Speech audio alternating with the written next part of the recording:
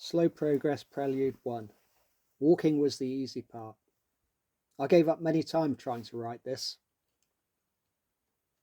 Trying to come to terms with the idea that I could write about a year of walking and others might enjoy reading about and learn from what I did has been a much bigger challenge than the walking itself. I was inspired by Albert Liebermann's book Ganbatte, which is an amazing book comprising of 50 short chapters that hold so much learning that I wanted to try and emulate it. But as always, reality crept in.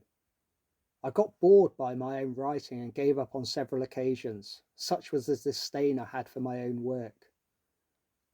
How would I write about something that I've done for a year, day in, day out, that needed constant planning, commitment and juggling of life's priorities, yet which is, by most people's views, as boring as... Please insert your expletive of choice here. How was I supposed to create learning from something when it was mundane, being achieved as part of my everyday activities and didn't need life putting on hold for a year? These questions weighed me down and stopped me in my tracks as I struggled with even considering the idea of writing about my year of walking. Consider the stories you know about that would take you on a journey through a year-long physical challenge. Consider the people who write these stories. You are likely to imagine yourself stood in front of bookshelves filled with books where people have remortgaged their home to climb mountains, sold their worldly possessions to run 401 marathons in 401 days, walked non-stop, unsupported to the South Pole or run the length of Africa. Why would anyone look at and want to read about some middle-aged dude who chose to undertake a year-long challenge using the slowest mode of transport possible, i.e. his legs, and was so boring that he wouldn't even run but walked, just to make it even slower? Someone who would do almost all of their walking around the same 5 routes. What the actual? And yet, maybe that's the point of this journey, because most of us lived in this type of world where I walked. A world where we don't remortgage our home to be our own version of Forrest Gump. A world where we need to work, where we have commitments as a mum, dad, sibling, grandparent, carer.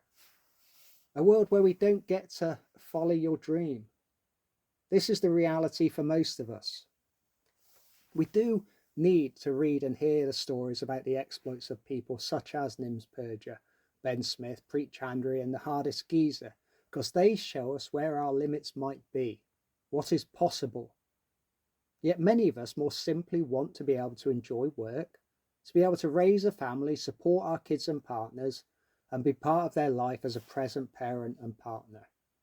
This journey is therefore my version of an achievable and sustainable challenge. Something that acknowledges the inspiration and vision that the above people can provide, whilst committing to something that brings challenge into your life and connects you with what is possible.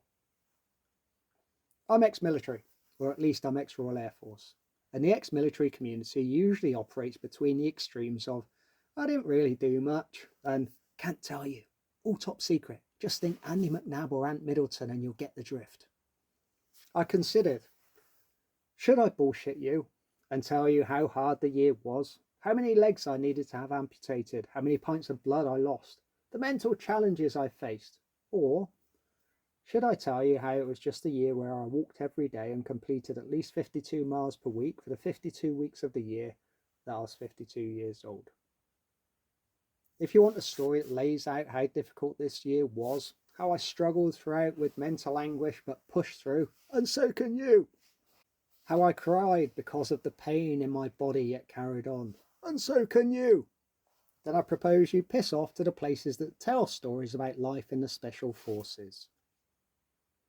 If you want to read, mull over, learn from and know that you can fit a big challenge into your life and achieve something worthwhile for you and others, then this is what this journey offers.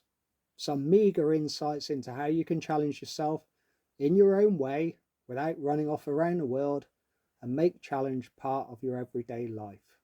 This is what my journey offers you.